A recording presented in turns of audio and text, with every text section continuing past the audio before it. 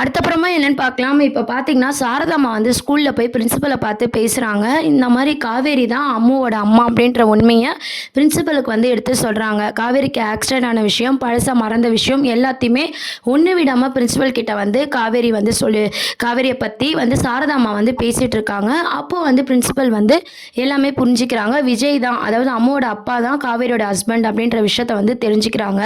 உடனே பிரின்சிபல் பார்த்தீங்கன்னா, அவங்களும் வந்து காவேரிக்கு பழசு ஞாபகம் வரதுக்கு அவங்களால என்ன முடியுமோ அந்த உதவிய பண்றேன் அப்படின்னு சொல்லி சாரதாம்மா கிட்ட சொல்றாங்க. இது மூலமா பார்த்தீங்கன்னா, காவேரி கிட்ட நம்ம பிரின்சிபல் என்ன சொல்றாங்கன்னா, நீங்க அம்மு கிட்ட தொடர்ந்து பாசமாவும், கேரிங்காவும் இருக்கலாம். அது ஒண்ணும் தப்பு இல்ல அப்படின்ற மாரி சொல்றாங்க. இத கேட்ட காவேரிக்கு ரொம்பவே சந்தோஷமா இருக்கு. வீட்டுக்கு போனதும் சாரதாம்மா கிட்ட ரொம்ப சந்தோஷமா இத பத்தி ஷேர் பண்றாங்க. அதுக்கப்புறம் விஜயும் பார்த்தீங்கன்னா, இதெல்லாம் கேள்விப்பட்டு சாரதாக்கு வந்து நன்றி சொல்றாரு. நீங்க எவ்வளவோ எனக்கு சப்போர்ட் பண்றீங்க அத்த அப்படின்ற மாரி நம்ப சாரதாம்மாக்கு வந்து தேங்க்ஸ் பண்ணி நம்ம விஜய் வந்து ரொம்ப சந்தோஷமா பேசிட்டு இருக்காங்க. யாருமே எதிர்பார்க்காத மாரி காவேரி என்ன வேலை பண்ண போறாங்கன்னா, விஜய்க்கு வந்து பொண்ணு பார்க்க போறாங்க. ஏன்னா இன்னைக்கு எபிசோட்லயே பார்த்திருப்பீங்க. விஜயோட ஆசையெல்லாம் வந்து கேட்டிருப்பாங்க. எல்லாரும் எதிர்பார்த்த மாரி காவேரி கல்யாணத்துக்கு ஒத்துறதுக்கு முன்னாடி பார்த்தீங்கன்னா, விஜய்க்கு பொண்ணு பார்க்குற சீன்ஸ் எல்லாம் வந்து அப்கமிங் ப்ரோமோவா கொண்டு வர போறாங்க.